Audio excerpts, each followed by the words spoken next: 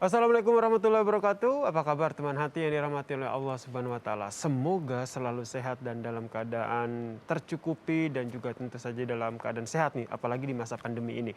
Alhamdulillahirabbil alamin, saya Yasir Neni Ama bisa menyapa teman hati semuanya dalam program Kalam Hati. Insya Allah sampai ke hati. Saya tidak sendiri nih teman hati. Saya masih ditemani oleh Kang Rasid. Assalamualaikum warahmatullahi wabarakatuh, Kang. Waalaikumsalam, Kak Yasir. Sehat ya, Kang ya? Berkah, alhamdulillah. Alhamdulillah. Nah, Kang Rasid dan juga teman hati yang dirahmati oleh Allah Subhanahu wa taala, episode kali ini adalah Tanya Kalam Hati. Itu berarti sejumlah pertanyaan dari teman hati yang sudah masuk di media sosial @dikalamhati akan kami tampung dan akan kita bacakan beberapa dan insya Allah akan dijawab oleh Kang Rasid. Kang sudah siap ya untuk menjawab pertanyaan dari teman hati ini? Allah alam, bismillahirrahmanirrahim. Bismillahirrahmanirrahim. Assalamualaikum warahmatullahi wabarakatuh. Saya mempunyai ayah yang tidak menafkahi saya lahir batin sebagai seorang ayah. Sedangkan ibu saya sudah meninggal dunia. Nah, apakah ayah saya pantas menjadi wali nikah saya? Apakah bisa diwakilkan oleh keluarga dan pernikahan saya tetap sah? Silakan, Kang. Bismillahirrahmanirrahim. Assalamualaikum warahmatullahi wabarakatuh. Teman hati dirahmati Allah, Kak Yasir. Pertanyaannya bagus sekali. Kita dengarkan sabda Nabi. Beliau bersabda, ayu mro'atin nakahat bigori idni waliyaha fanikahuha batilun. 3 kali Nabi berkata, fanikahuha batilatun. Fanikahuha batilatun. Ketika siapapun perempuan, ketika hendak menikah, tapi tanpa izin walinya tidak izin kepadanya, maka nikahnya batal. 3 kali Nabi mengatakan, nikahnya batal, nikahnya batal. Karena Nabi mengatakan, la nikah illa biwali. Menikah itu harus pakai wali. Pertanyaannya, wali itu siapa saja? Apa syarat menjadi wali? Syarat menjadi wali adalah ada 6 syaratnya. Pertama, dia harus Islam. Yang kedua, dia harus balig. Balig itu sudah dewasa. Yang ketiga, memiliki akal. Orang yang gila tidak boleh jadi wali, harus memiliki akal. Yang keempat, dia merdeka, bukan dalam kurungan penjara, dia harus merdeka. Dan yang kelima, dia adalah laki-laki, tidak boleh perempuan wali, harus laki-laki. Dan yang keenam, dia harus adil. Di situ tidak ada menyantumkan bagaimana kalau dia tidak menafkahi, bagaimana dia kalau tidak memberikan nafkah. Maka walaupun ayah tidak ngasih nafkah, mungkin karena kehilapannya, mungkin karena akhlaknya buruk, tapi tetap dia harus menjadi wali. Karena tidak ada yang bisa membatalkan wali kecuali dia itu tidak Islam, maka dia batal walinya. Oke.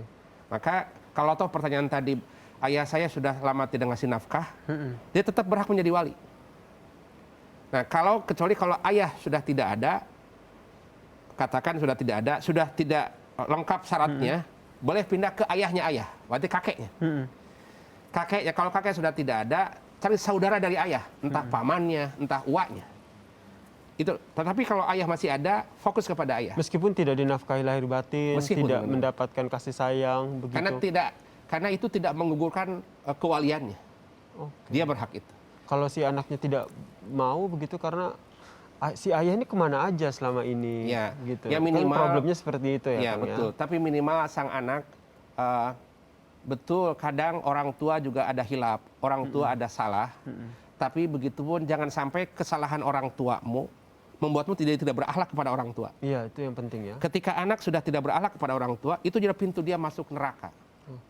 Ketika ayahmu tidak berakhlak kepadamu, tidak ngasih nafkah, minimal dia masih mampu mewalikan istri ini.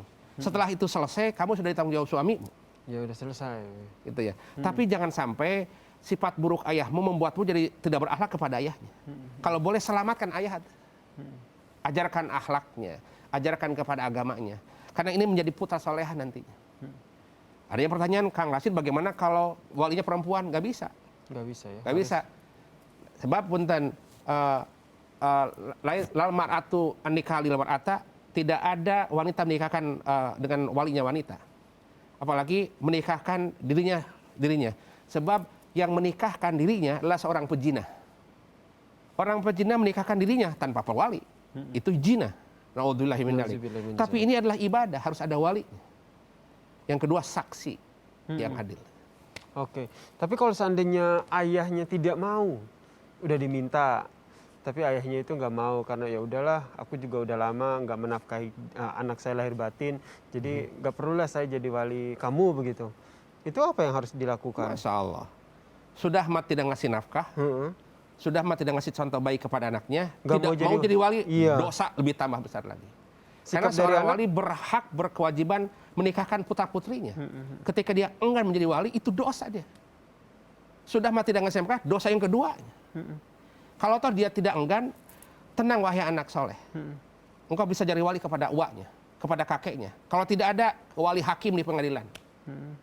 Orang yang dipercaya boleh? Boleh. Tapi selagi ada keturunan dari keluarga, itu dulu dahulu. Oke, yang didahulukan berarti keturunan dari keluarga ya? Ya. Kalau seandainya itu tidak ada, baru biasanya kan ada ustadz atau siapa yang kita tokohkan. Namanya wali hakim. Wali hakim itu boleh. Tapi setelah, katakan mungkin sang orang tua tadi cari jalan keluarnya, kalau dia enggan ngasih, mungkin karena feeling guilty, aku sudah tidak punya wajah di depan anakku, nanti takut mempermalukan anakku. Tapi izinnya kasih itu ke dia. Dengan cara apa? Bikin surat kuasa, serahkan kepada wali hakim. Aku mengkuasakan kepadamu, tolong nikahkan putriku. Betul. Itu sah. Tapi ada kuasa dari sang ayah itu. Minimal ketika engkau menikahkan putrimu, dosa-dosamu terhapuskan. Mudah-mudahan itu pintu taubat ini.